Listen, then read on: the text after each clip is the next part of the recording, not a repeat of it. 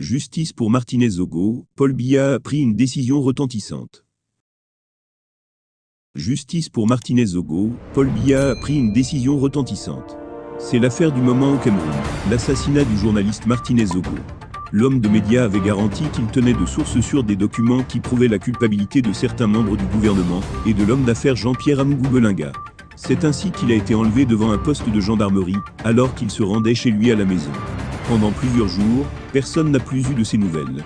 Ce n'est qu'après que son corps sans vie a été retrouvé à Ebogo, dans un quartier de la capitale Yaoundé. Martinez-Zogo a visiblement été torturé, mutilé avant d'être tué, et son corps était déjà en état de décomposition avancée. Naturellement, ceux qu'il était prêt à dénoncer sont jusqu'à ce jour les principaux suspects.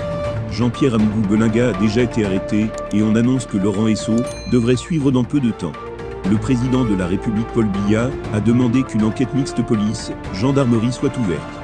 Ce qui fut fait, c'est celle-là même qui a permis de coffrer des personnes comme Justin Dangois, chef des opérations à la DGRE, et homme de main, qui aurait dirigé le kidnapping et l'assassinat de Martinez-Zogo, Léopold Maxime Eko, DG de la DGRE, qui serait au courant de la manœuvre, Bruno Bidjan, complice d'Amougou Belinga, et Toundinse, ancien commandant de la garde présidentielle et chef de sécurité du milliardaire Belinga, et d'autres membres du commando qui a fait le sale boulot sur le terrain. Nous apprenons à l'instant que le chef de l'État ne compte pas s'impliquer davantage dans l'affaire qu'il ne l'a fait déjà. C'est le journaliste Zéphirin Koloko qui donne l'info. Selon lui, le président de la République Paul Biya a décidé de laisser la justice faire son travail pour ce qui est de l'affaire Martinez-Zogo.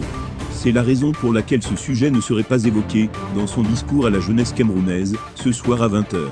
Une manière pour le chef de l'État Paul Biya de ne pas mettre la pression sur la justice. L'exemple d'un bon démocrate.